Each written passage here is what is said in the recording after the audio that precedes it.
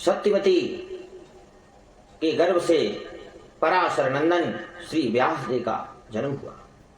व्यास जी एक भगवान के ही अंशावतार हैं। 24 अवतारों में एक नाम व्यास जी भी आता है। बड़े हो गए तब उन्होंने 17 पुराणों की रचना की। धीरे धीरे करके उन्होंने ही एक वेद के 4 भाग किए थे, पृथक पृथक कर्ण किया था। तो धर्मवेत्ता व्यास जी महाराज एकांत में बैठ करके विचार कर रहे थे कि मैंने निष्कपट भाव से सब नियमों का पालन करते हुए, गुरुजनों और ब्राह्मणों की आज्ञा मानते हुए महाभारत की रचना की। 17 पुराणों और महाभारत इत्यादि की रचना की है, जिससे सब अर्थों को खोल दिया, जिससे स्त्री शूद्र इत्यादि अपना ज्ञान प्राप्त कर सकें। इसके लिए मैंने महाभारत की रचना की है। स्त्री शूद्र तुझ बंधु नाम त्रीन श्रुति गोचरा कर्म श्रेयसी मूढ़ा नाम श्रेय एवं भवेदी इति भारतम आख्यानम कृपया मुनिना कृतम।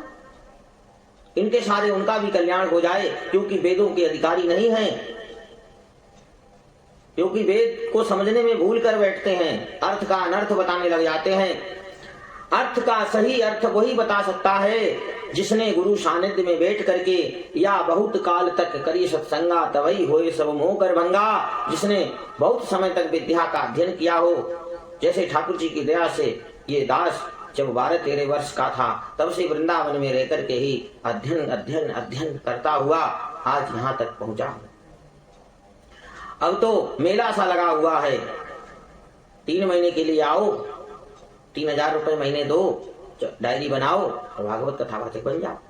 तो तुम रहस्य को कैसे समझ सकते हो? तो प्रसन्न करने वाला कोई कार्य नहीं किया, ऐसा कोई ग्रंथ नहीं रचा है कि जिससे भगवान प्रसन्न हो जाए, जिसमें भगवत्ता का समावेश हो। हे व्यास जी, जैसे लोगों के स्वाद बढ़ाने के लिए 20 प्रकार के पदार्थ बना दो, कई प्रकार की सब्जियां बना दो, पर उसमें नमक ना डालो तो वह निस्वार्थ हो जाते हैं, निस्वाद हो जाते हैं, स्वादिष्ट नहीं रहते हैं। हे व्यास जी, जैसे लोगों के स्वाद बढ़ाने को 20 पदार्थ बनाए हैं, पर बिना नमक के वे सारे सब सारहीन कहलाए हैं। बिना लवण के वह सब सारहीन कहलाते हैं।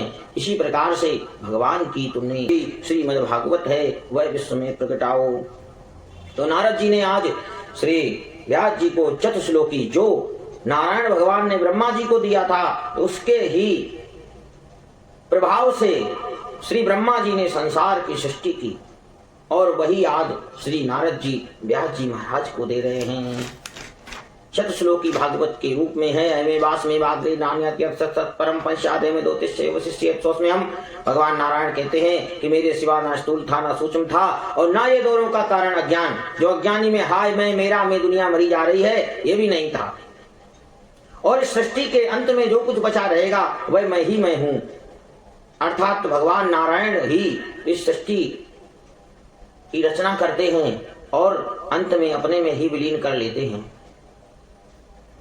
नारायण परा भेदा देवा नारायण गजा, नारायण परा लोका नारायण परा मखा, नारायण परो योगो नारायणं परम तपा, नारायणं परम ज्ञानम नारायणं परम गति। सब व्यास जी ने उसी से 18,000 श्लोकों की रचना कर दी। नाना प्रकार के अनर्थों की शांति का साधन